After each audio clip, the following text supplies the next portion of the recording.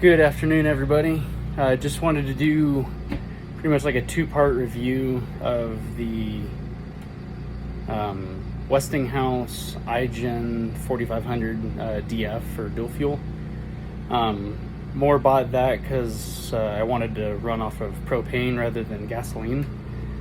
We had a Harbor Freight generator for a while that sat in our storage bay up front, and the exhaust fumes would get up into the RV, and it would always set off our carbon dioxide detector. But so we got this one so we can put it up front and not have to worry about the exhaust fumes coming from our propane.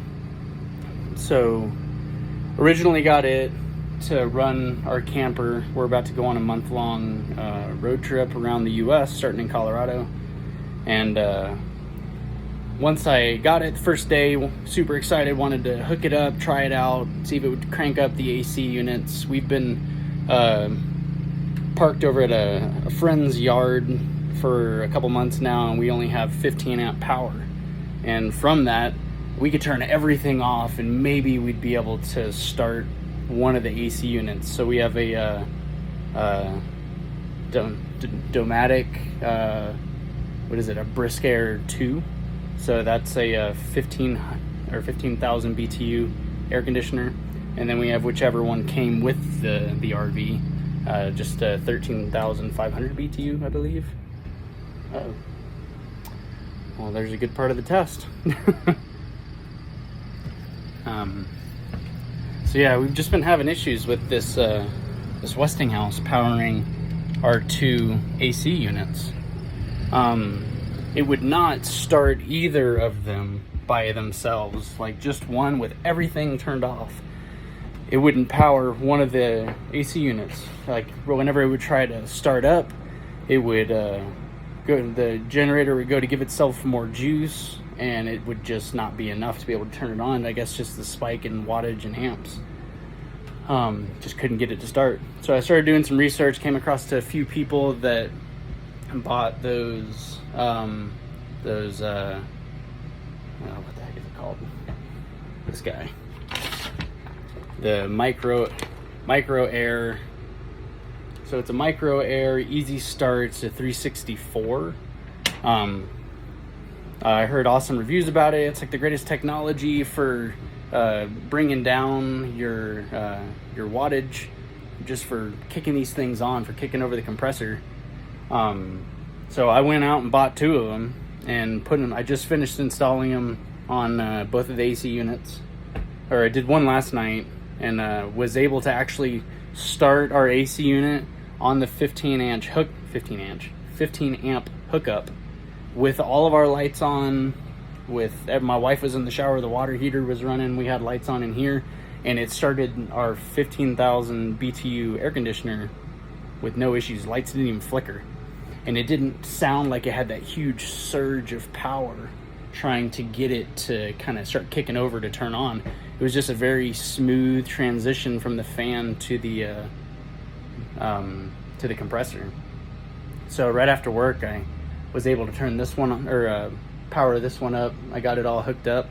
I watched a video here on YouTube. Just another YouTuber was kind of showing the diagram and giving the run through of how to get it all hooked up on the first one. So it took me maybe 30 minutes to get that one hooked up. I came home from work and literally took me like 5 minutes to get the other one hooked up.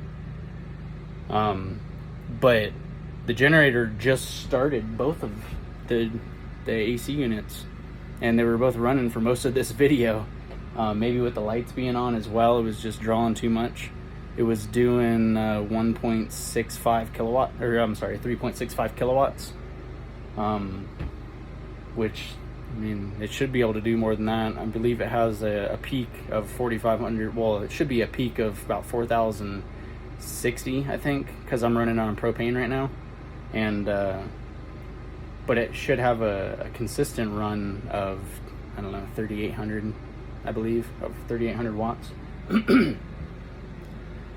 But I mean, these MicroAir things, I mean, holy cow, I am so mind blown at this. This is the best money spent. So I think on this RV so far, the fact that I can run one of our AC units, even the big one, I can run our big AC unit on a 15 amp hookup. Like, that just blows my mind. But the generator is awesome. I mean, that thing is so quiet. I believe it's running my AC right now. I think it just kicked back on, which is the awesome part about it, because you couldn't even hear it kick on. So we're in an open range 427 BHS.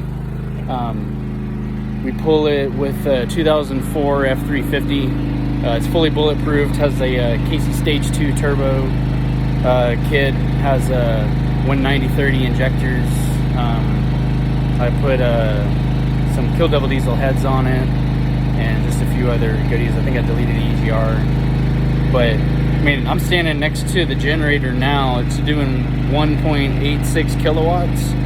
So it's powering the AC, and I'm talking just above average. I mean, I would probably talk this loud if I was in a crowd of people at like a ball game. But yeah, so I can't really turn my thing around, but so excuse the mess. But here's the generator. I mean, it's running on propane right now. I don't know if you can see what it's running. 50%. And it's pretty quiet. Like, I'm hugely impressed with this thing. I'm just pretty under-impressed with its performance. I've seen so many other videos of people who would buy it, hook it up, they'd power 1-2 AC units, throw their microwave on, and try and just load it up as much as they could, and it would work. It seemed like it worked just fine for them. I mean, maybe they already had these MicroAir, the Easy Starts installed. I mean, I don't know, but it wouldn't start one of mine out of the 2 AC units that we have on this thing. So it's a 2013 open range. But yeah, I mean, I'm very impressed with how quiet that thing is. So I'm gonna build a box for it to go inside of in our little front compartment here. Hopefully it'll keep the sound down. I'll put some sound dampening material inside and drill a hole through the bottom for the exhaust, and maybe one in the side for the intake of it. Find a place to mount a 30-pound propane bottle. I want to get 2. I mean, the more run time, the better, especially since we're going to try to boondock as much as we can on this trip that we're about to take. So starting on July 1st, 2021, we're going to make our way around the country, pretty much mostly the west side of the country. It's what we haven't explored yet.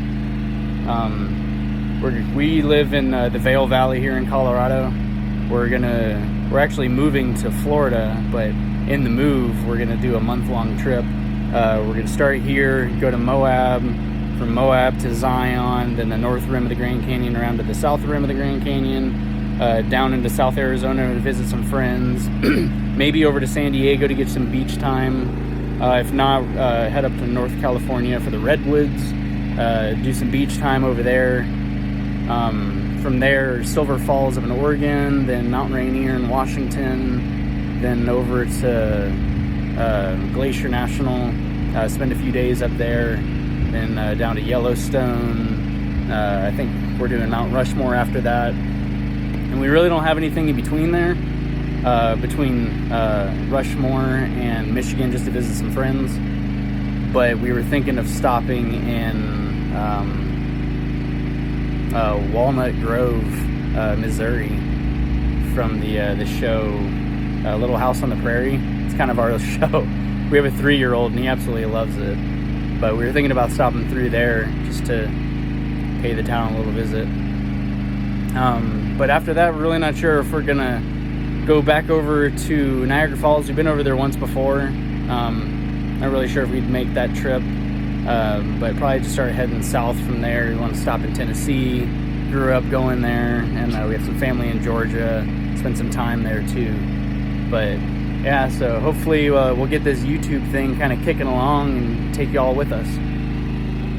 Waiting on the wife to get home right now from her nanny gig. Today was her last day, and Friday is my last day at work, and then we're gonna hit the road and next Thursday, I believe, on the 1st, and then start this trip off. Hopefully everything will go smoothly, and hopefully we'll see you guys along the way. Feel free to run through the comments, ask any questions about the generator or the MicroAir that you have, or just whatever questions you may have about the RV. We've had it since September of 2020. We had it in a storage lot over the winter time, completely gutted it out, and have just been completely remodeling it from the winter, and then got the bedroom completely done, or like 99% completely done, just so we can move into it at the beginning of April or late April. But yeah, so still got a lot of work to do, a lot of fun stuff, a lot of inspiration from my wife. But yeah, feel free to hit up the comments and let me know what you guys think. All right, until then, have a good day.